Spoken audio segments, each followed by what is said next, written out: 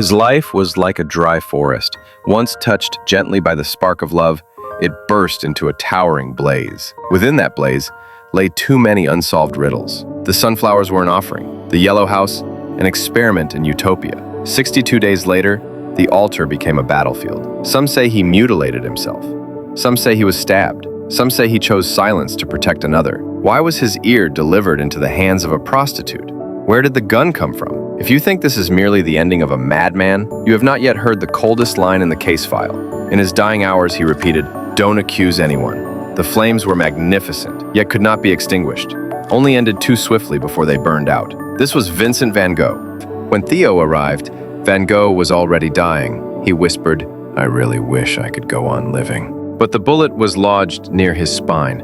The doctors could not remove it. That night, he held Theo's hand tightly. The next morning, he passed away. At the funeral, Theo said to a friend, "In life, he longed to be loved.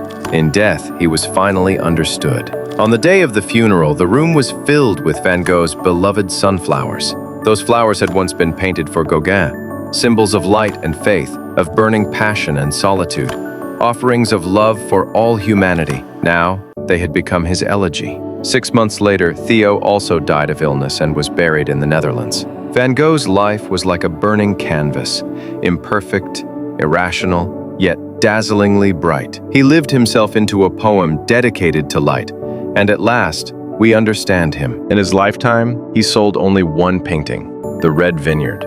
Even that was secretly purchased by his brother, a truth Van Gogh never knew before he died. It was only after his death that the world began to understand him. In 1982, the Netherlands issued a 50 guilder banknote featuring Van Gogh's sunflowers. In 1987, Van Gogh's sunflowers was auctioned at Christie's in London and purchased by Japan's Yasuda Fire and Marine Insurance Company, now Sampo Holdings, for approximately £39,921,750, about 82 million US dollars, setting a world record for an oil painting at the time. Yet, during his lifetime, Van Gogh's greatest wish was simply that my paintings could comfort the human heart as music does. Later, the Hubble Space Telescope